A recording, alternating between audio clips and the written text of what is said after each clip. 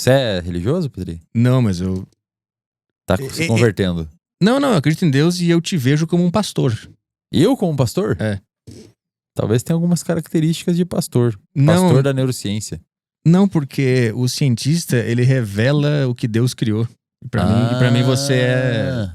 É um decodificador? Você é mais que um pastor. Olha só, cara. Mas assim, nas patentes eu sou... O pastor tá onde? Eu tô acima do pastor? Não, você é o papa, pô.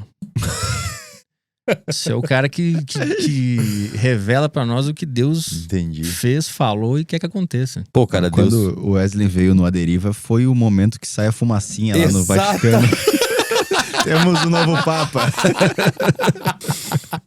Exato. Vocês são o Vaticano, então, cara. Vocês revelam vários papas. É verdade. E a gente se come o rabo um do outro. O Aderiva é o Vaticano. Quando você descobre um bagulho muito incrível, você não pensa, caralho, que doideira. Cara, vou te contar uma. No meu doutorado, eu tava estudando... Depois, quando eu fui lá, eu tava no mestrado ainda. No meu doutorado, eu estudei...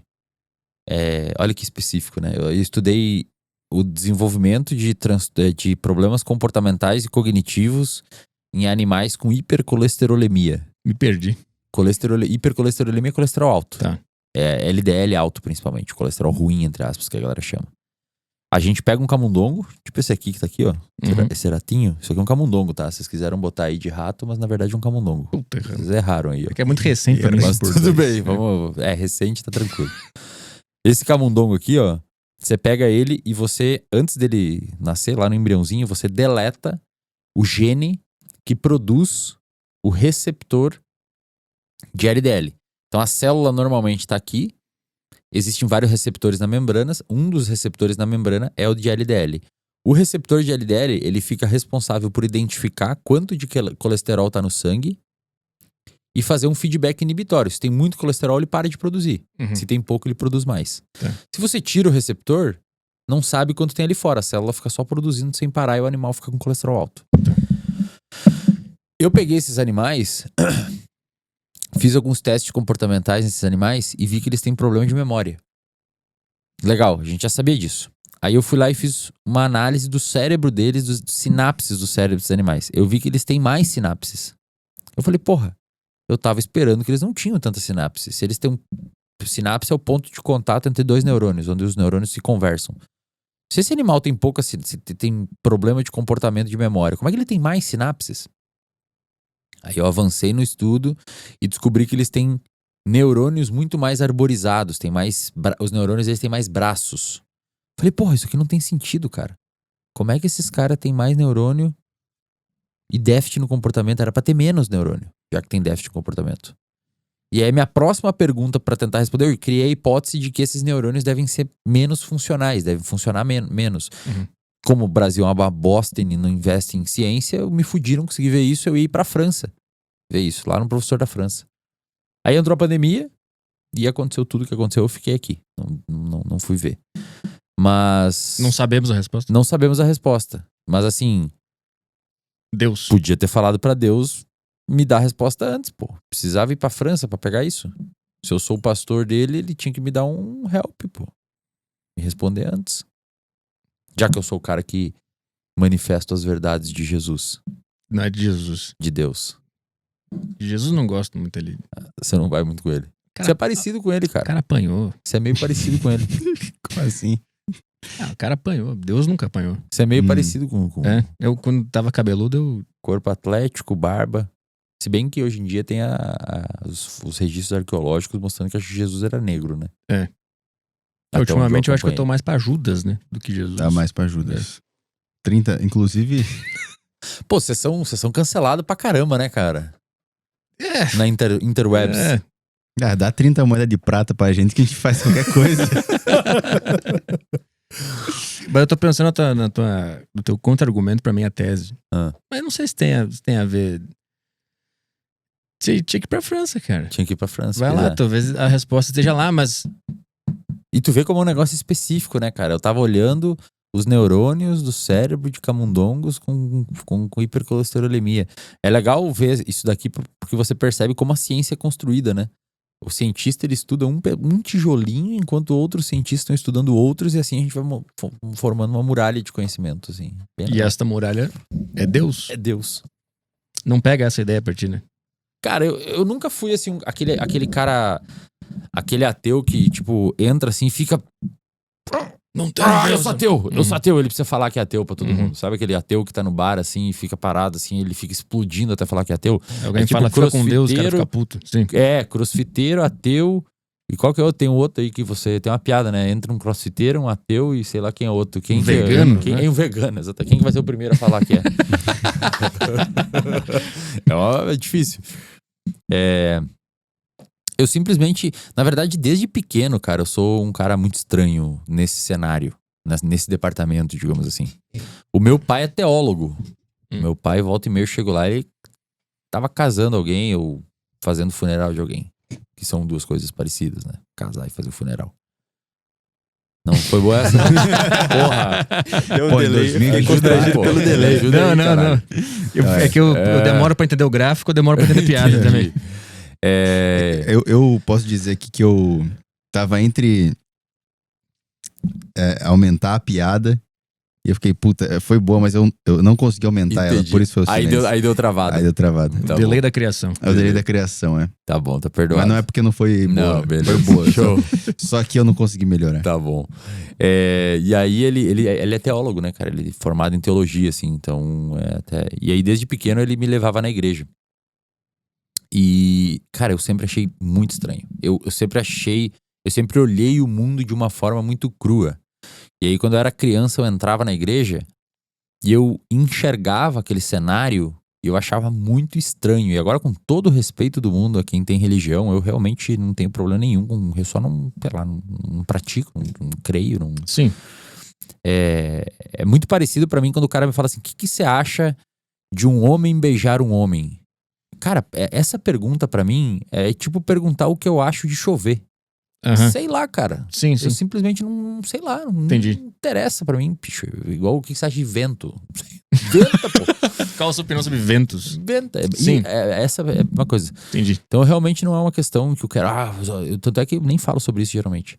Mas eu entrava na igreja, cara, eu olhava aquilo e falava, caramba, cara, tem um monte de gente aqui sentando e ficando em pé, olhando pra um cara que tá de saia, que dá umas rodelinhas de pão pras pessoas. Isso é bizarro. E atrás dele tem um cara pregado numa madeira. E tá todo mundo levantando e cantando e feliz. Cara, eu olhava aquilo criancinha, eu achava, caramba, bicho. E é uma casinha estranha, assim, com uma capelinha. E aí eles saíam e conversavam as mesmas coisas. Eu sempre achei estranho. Não, isso é estranho mesmo. Mas a noção de Deus, ela tá descolada disso, né? Sim, isso é a institucionalização de Deus, né? Isso. Sim. Vou abrir aqui que tá com vontade de mijar e daí ela me dá mais um tempinho aqui. Depois que eu tô começando também. E aí acho que por causa disso, eu, sei lá, bicho, nunca fui um cara que buscou.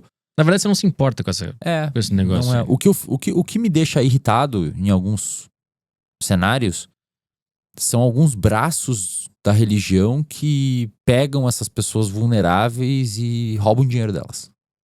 Algumas igrejas que, deu o cartão, mas não deu a senha aí, que é bênção de Deus, aquele rolê todo, sabe?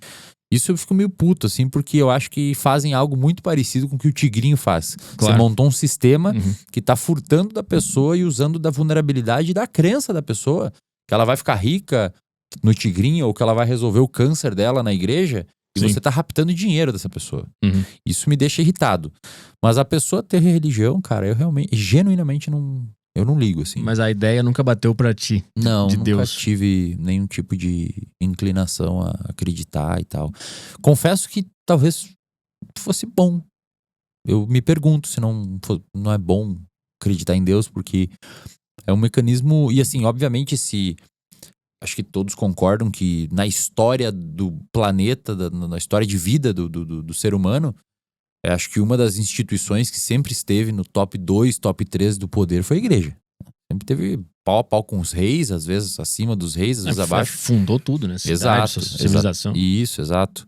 Inclusive hoje, tá? Com bancadas no Congresso, as igrejas geralmente estão muito fortes. Então a religião, ela é um mecanismo importante na vida dos seres humanos, do ponto de vista até psicológico. Tem hoje muitos debates se uma pessoa religiosa ela tá mais ela tá protegida ou não para transtorno psiquiátrico comparado com um ateu. Os melhores dados que a gente tem hoje mostram que a religião per se não é um fator protetor. O fator protetor da religião é o denominador comum que todas elas têm, que é a aceitabilidade, grupo, pares. Achei que era fé. Não, você poderia... Não, exatamente. É o que a gente tem hoje de dados. Você pode encontrar esse fator protetor, cara, sei lá, bicho, na pelada. Nas costureiras, no futebol. Sim. Se você se sentir de fato apoiado, aí até entra naquele quarto critério que eu falei anteriormente do Peter Attia, daqueles que é senso de propósito e apoio social. Você tem aquilo, então isso é um fator protetor. Mas não é exatamente por causa da fé ou de Deus, né? Você tem pessoas religiosas que não estão lá por forçando a barra que não vão receber isso, entendeu? Então ateus e essas pessoas, eles não necessariamente... Se o ateu tem um propósito ou um senso de comunidade, ele também tem a proteção. Né? Sim, mas sem a fé. Sem a fé. Mas a fé não tem como medir cientificamente, né? É difícil. É difícil pra caralho. Eu não sei como medir fé. Não tem como. Não sei como medir fé.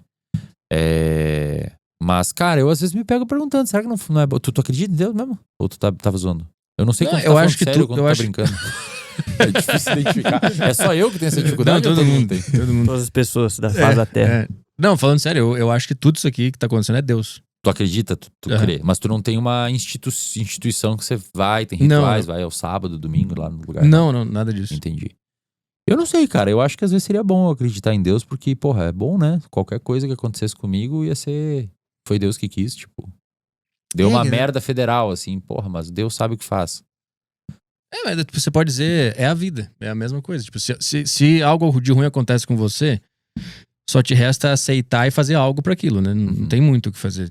E a mesma coisa de acreditar em Deus, assim. A frase Deus quis é basicamente eu aceito e eu vou fazer o que eu posso nesse contexto. Que eu acho que Deus, com a frase Deus quis, você personifica isso. É meio que ele quis.